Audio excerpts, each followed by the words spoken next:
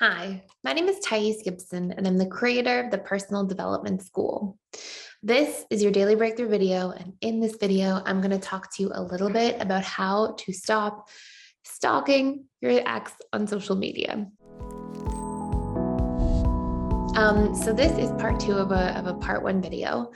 And in part one of this video, we sort of talked about the different subconscious reasons why this happens and what it's actually showing to you about yourself. And, something I really believe are like relationships around us are always showing us to ourselves. They're always showing us what still needs more love, what needs more healing, what some of our maybe childhood wounds are, what our unmet needs are, what our painful stories are about ourselves.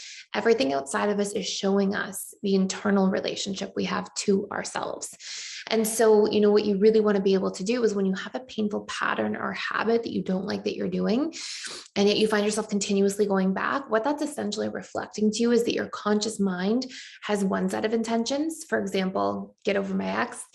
And your subconscious mind has a different set of intentions. For example, keep looking at my ex on social media as a subconscious strategy, usually to maintain some sense of connection to the person, because you still see more positives than negatives in doing so. And usually is a strategy to gain some level of certainty about what's happening in their lives.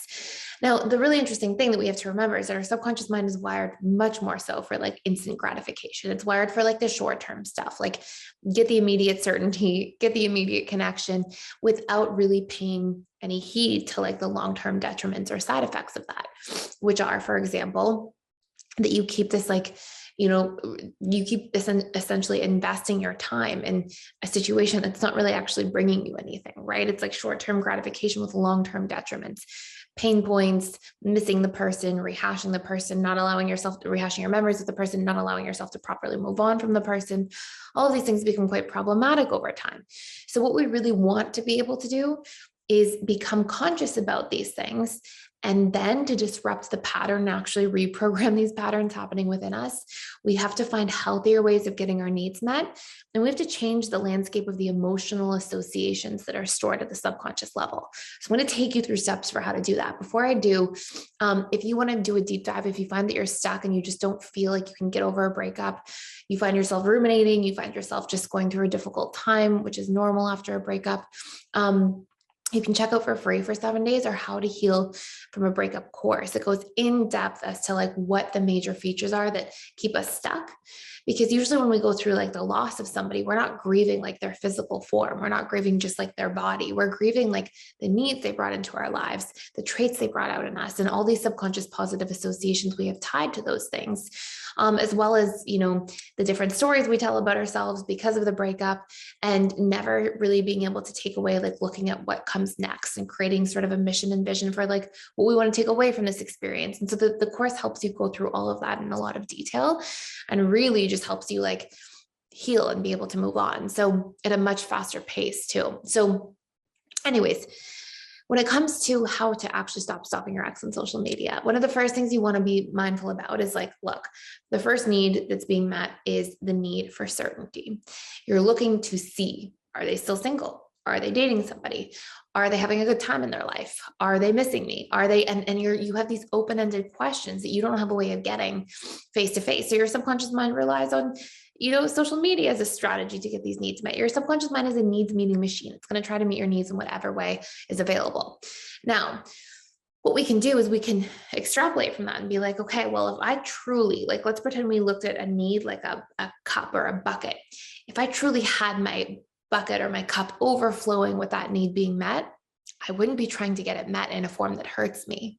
So what this means is that there's got to be a lack of certainty in general in your life in some form. And what I find is usually the people who are going for like that short-term gratification certainty are usually missing certainty in really powerful forms in life, like what you want for your future, who you are, what your mission and vision is for your life, what your personality needs are, what your values are as a person, your morals, all these different dynamics that really run us. And And if we leave a breakup and we feel sure about what we want to do next, the direction we want to move in, we feel like we have a purpose in our life. We feel like we have order and structure and, a schedule that we like with hobbies and things that we like doing. And we feel a sense of certainty about ourselves and our lives at a subconscious level. We're much less likely to feel like we need to get that need met through social media. So one really important thing you can practice doing is like deriving certainty from all these different areas in life and using this painful experience as a feedback mechanism to let you know, hey, there's steps I want to take in these areas.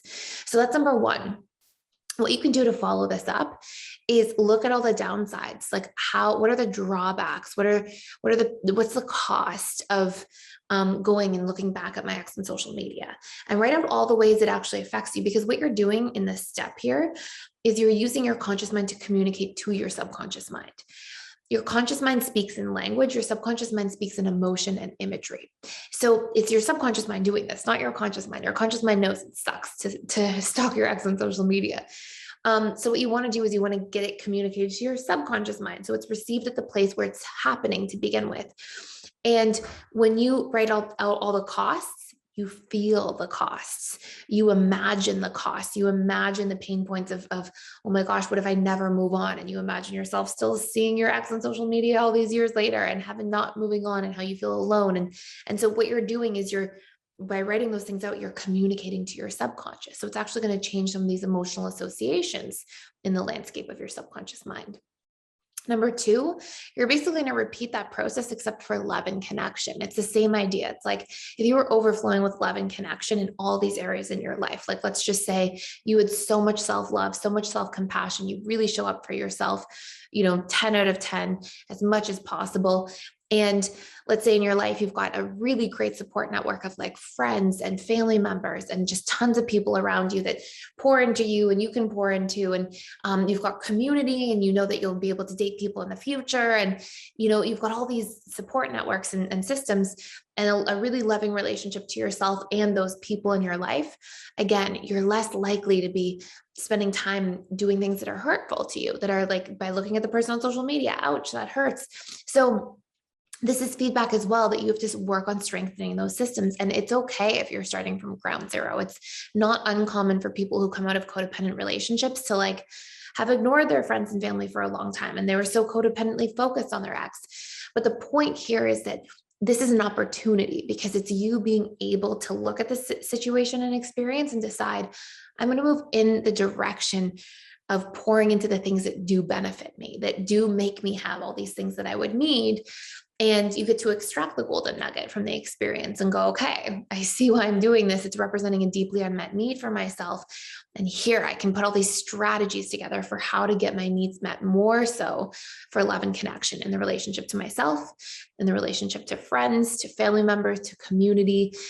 So writing out strategies for that is going to be super beneficial. And then what you can do as well is, again, repeat that idea of rebuilding negative emotional associations to the patterns we don't want any longer. So what is the cost of trying to get love and connection through looking at my ex's social media all the time? And what would be the benefits? What would be the great parts of doing this in real life, in the relationship to me, with people that are meaningful in my life, that they can show up? And how is that much healthier? And feel about both as much as possible, so it's permeating your subconscious mind. And this is how we're going to start seeing the needle moving in this area. So again, this is just some high level stuff. If you want to do a real deep dive and like just break through a lot of these pain points in general when it comes to a breakup, please check out the How to Heal from a Relationship course. It's again for free for 7 days by joining the school. And what you can see in there when you arrive is all the different courses. We've got tons of courses in there for you. And I do 4 live webinars a week. So, I'll welcome you into those. And we do all kinds of social events and study groups. And it's a great place to really build community with like-minded people. So I hope you check it out. I hope you enjoy. Thank you so much for watching and for being here. Please like, share, and subscribe, and I will see you in the next video.